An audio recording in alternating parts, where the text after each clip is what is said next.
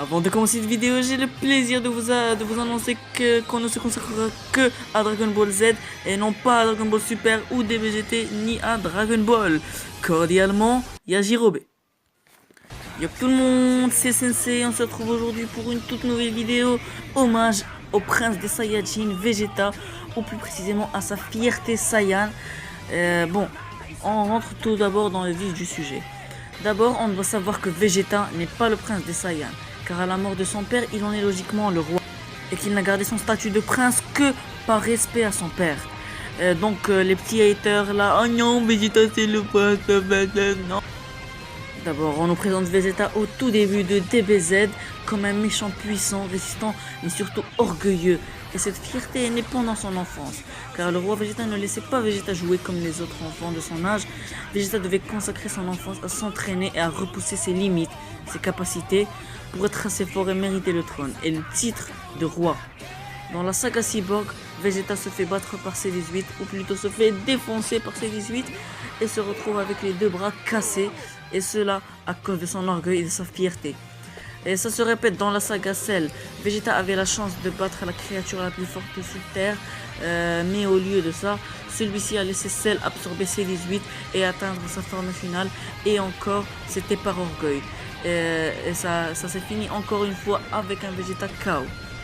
Oh mais Vegeta c'est un bon gros con quand même. Donc, et ça encore c'était à cause de sa fierté. À la fin de DBZ, on est dans la saga Buu. Vegeta est marié, mais malgré ça, il laisse croire qu'il est encore égoïste, vaniteux et orgueilleux, qu'il a encore sa fierté Saiyajin dans son sang. Mais au cours de cette saga, on voit que le prince des Saiyans a un cœur, qu'il est devenu attaché à sa famille, à sa femme, à son fils et surtout à ses amis Kakaroto, ou plutôt Son Goku, et je trouve que c'est très beau. Oui, c'est beau. On voit enfin un Vegeta qui est généreux, qui pense aux autres et pas qu'à sa petite personne, comme a dit Piccolo dans la version française, version que je trouve vraiment nulle.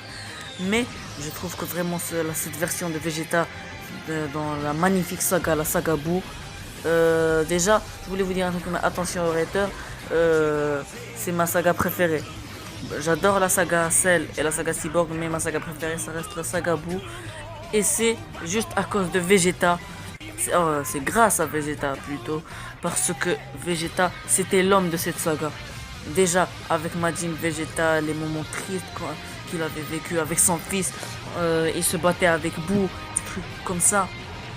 Et après contre Kid Buu alors qu'il était avec Son Goku, et des trucs comme ça, c'était, on ressentait l'envie de Vegeta de protéger sa famille et ses amis et tout. Donc c'était vraiment magnifique et ça m'a beaucoup plu.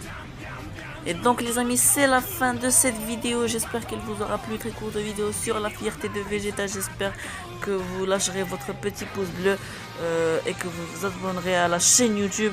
Et surtout activez la petite clochette si vous ne voulez rien rater de mes vidéos. Et je vous dis ciao tout le monde.